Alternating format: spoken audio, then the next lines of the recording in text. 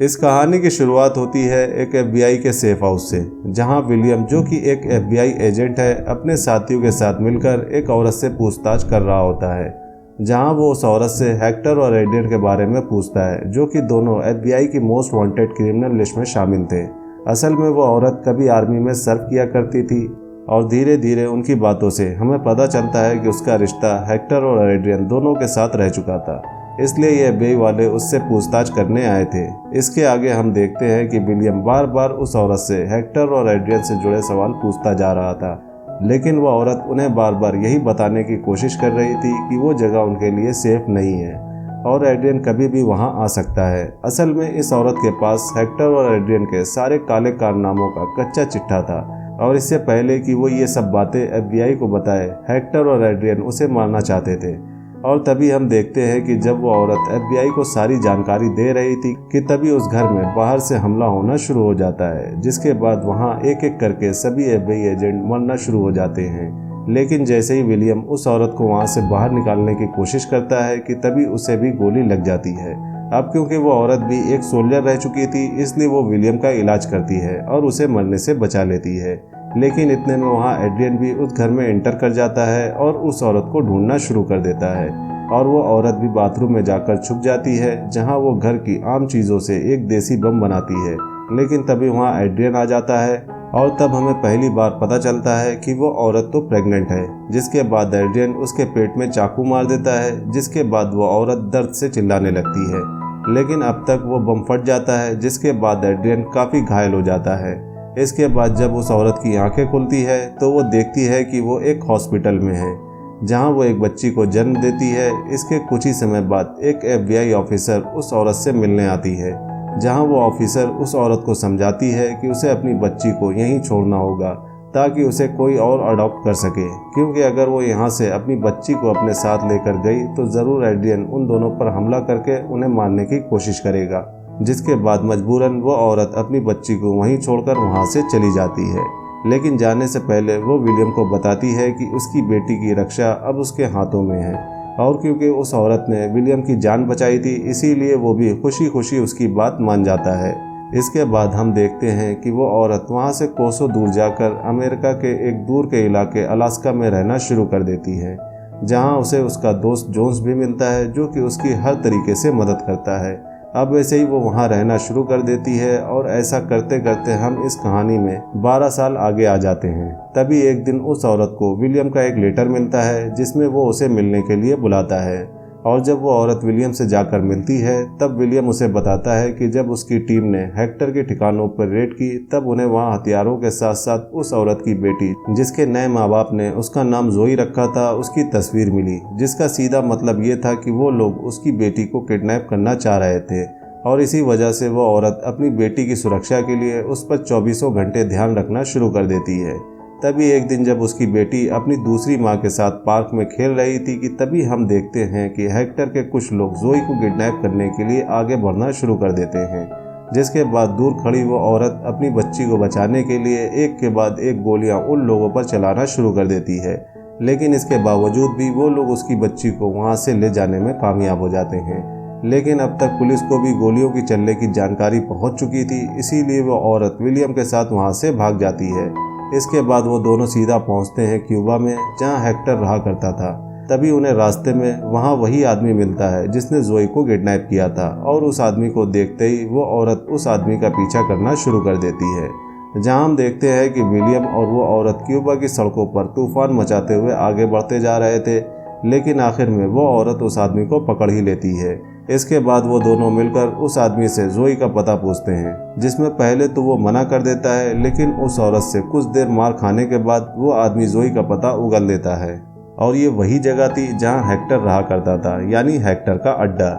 इसके बाद हम देखते हैं कि उस रात वो औरत विलियम को बताती है कि असल में जब वो आर्मी की तरफ से अफगानिस्तान में सर्व कर रही थी, तभी वहाँ उसकी मुलाकात सबसे पहले एड्रियन से हुई थी, क्योंकि वो उसका चीफ था, और बाद में एड्रियन ने उसे हेक्टर से मिलवाया था। जिसके बाद वो उन दोनों के साथ मिलकर हथियारों के बिजनेस में इन्वॉल्व हो गई, और सब कुछ ठीक जा रहा था कि तभी एक दिन उसे पता चलता है कि एड्रियन और हेक्टर मिलकर सिर्फ हथियारों की ही नहीं बल्कि छोटे छोटे बच्चों की भी स्मगलिंग करते हैं। तब उसने उनका साथ छोड़ दिया और जाकर ये सारी बातें FBI को बता दी और तब से वो दोनों उस औरत की जान के पीछे पड़े हुए हैं। लेकिन इन सभी बातों के आखिर में जब विलियम उस औरत से ये पूछता है कि आखिर उसकी बच्ची का असली पिता कौन है, तो वह औरत उसे सिर्फ ये बताती है कि जोई सिर्फ उसकी बच्ची है, किसी और की नहीं। इसके बाद वो दोनों अगली रात को हेक्टर के ठिकाने पर पहुंच जाते हैं और सबसे पहले वो औरत एक एक करके हेक्टर के सभी गार्ड्स को ढेर कर देती है, जिसके बाद वो बड़ी ही चालाकी से उस घर में घुसती है और बचे हुए गार्ड्स को भी मारते हुए सीधा अपनी बच्ची के पास पहुंच जाती है। जिसके बाद वो अपनी बच्ची को वहां से निकालकर सीधा विलियम के पास लेकर जाती है, जहां उसकी बच्ची अब विलियम के पास सुरक्षित थी। लेकिन अभी भी उसका काम पूरा नहीं हुआ था। इसके बाद वो हेक्टर को खत्म करने के लिए आगे बढ़ती है, लेकिन तभी एकदम से हेक्टर उसके ऊपर गन तान देता है, जिसके बाद वो उसे धमकी देता है कि उसे मारने के बाद वो उसकी बच्ची को भी मार देगा। बस इतना सुनते ही जोई की माँ हेक्टर पर हमला कर देती है और उसे खत्म करके वहां से निकल जाती है। इसके बाद जोई की माँ और विलियम तीनों क्यूबा से वापस अमेरिका पहुंच जाते हैं, जहां वो औरत फिर से अपनी बच्ची से अलग हो जाती है ताकि उस पर किसी भी तरह का कोई खतरा ना आए। लेकिन जोई भी अब तक ये जान चुकी थी कि हो ना हो यही उसकी असली माँ है। जिसके बाद विलियम जोई को उसके घर पर छोड़ने जा रहा था, जहां उसके दूसरे माँ बाप उसका इंतजार कर रहे थे। लेकिन तभी रास्ते में विलियम की गाड़ी से दूसरी गाड़ी आकर जोर से टकराती है और इसी एक्सीडेंट की वजह से विलियम बहुत घायल हो जाता है। जिसके बाद कुछ लोग आकर विलियम को उसकी गाड़ी से बाहर निकालते हैं और जब जोई गाड़ी से उतरकर देखती है तब हमें पता चलता है कि ये सब एड्रियन ने किया था, क्योंकि वो जोई के बिल्कुल सामने खड़ा था। तभी पीछे से एकदम से जोई की माँ भी बाइक पर पहुंच जाती है, लेकिन तभी जोई की माँ की आंखों के सामने एड्रियन विलियम को मार देता है और इससे पहले कि वो जोई को कुछ भी नुकसान पहुंचाता, जोई की माँ उनका ध्यान भटकाकर जोई को अपनी बाइक पर बिठाकर वहां से दूर भगा ले जाती है।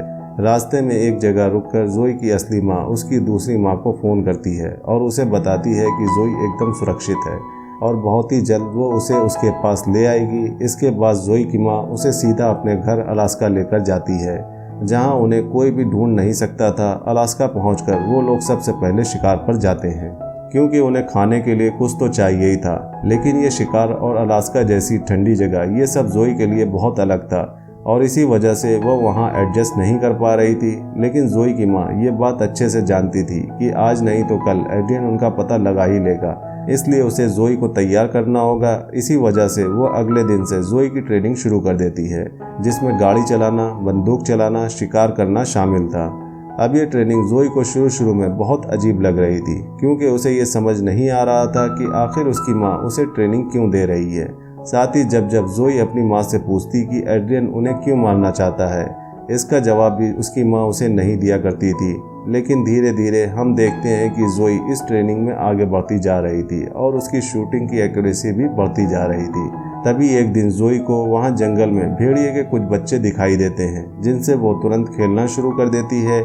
लेकिन तभी वहां उनकी माँ आ जाती है, जिसके बाद जोई की माँ उस भेड़िए को डराकर वहां से भगा देती है।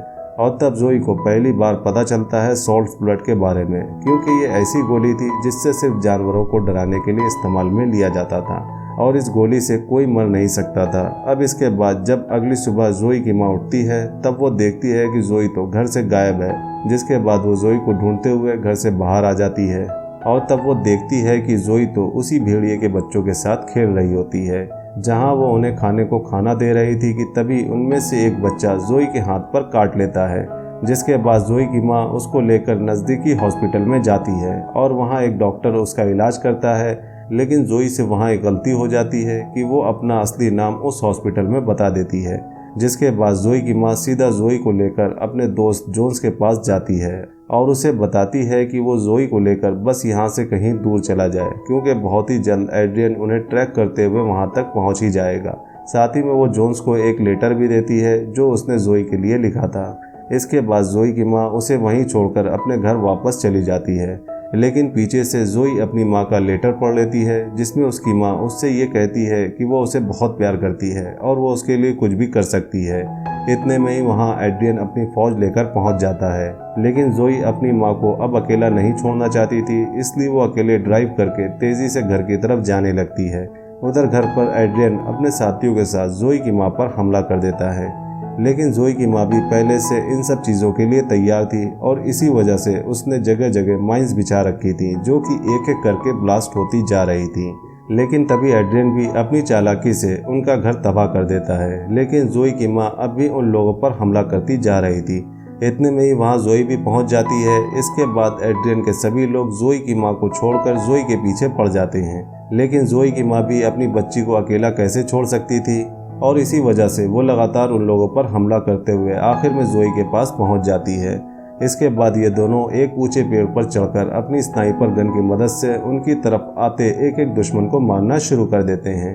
तभी रेडियो सिग्नल से जोई की मां को एड्रियन का एक मैसेज आता है कि जोई अब उसके टारगेट पर है और अगर जोई की मां चाहती है कि जोई जिंदा रहे तो उसे अपने हथियार फेंककर नीचे एड्रियन के पास आना होगा। और होता भी ऐसा ही है, लेकिन एड्रियन के पास जाते ही जोई की मां उस पर हमला कर देती है, जिसके बाद एड्रियन और जोई की मां में एक ज़बरदस्त लड़ाई होना शुरू हो जाती है। लेकिन तभी अचानक से जोई वहां आकर गोली चला देती है, लेकिन वो गोली गलती से एड्रियन के बजाय उसकी मां को लग जाती है, जिसकी वजह से वो बेहोश हो जाती है। लेकिन जैसे ही जोई की मां को होश आता है तब उसे पता चलता है कि जोई ने उस पर सॉल्ट ब्लड चलाई थी और इसी वजह से उसे कुछ नहीं हुआ था। तभी वो देखती है कि एड्रियन उसकी बच्ची को वहां से ज़बरदस्ती ले जा रहा है।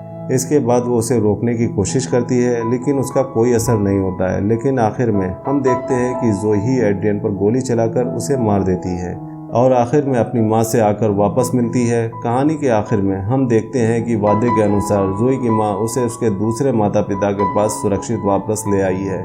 अब जोई की असली माँ उसके साथ तो नहीं रहती थी, लेकिन वो हमेशा जोई के आसपास ही हुआ करती थी और इस बात का एहसास जोई को भी था। तो ये थी मदर फिल्म की सारी कहानी। आपको ये कहानी कैसी लगी हमें कमेंट्स में ज़रूर बताइएगा। अगर मूवी का एक्सप्लेनेशन पसंद आया हो तो वीडियो को लाइक करिएगा और चैनल को सपोर्ट करने के लिए सब्सक्राइब करिएगा, ताकि हम आपके लिए ऐसी इंटरेस्टिंग मूवीज़ के एक्सप्लेनेशन लाते रहें। मिलते हैं नेक्स्ट मूवी एक्सप्लेनेशन वीडियो में, तब तक के लिए बाय बाय।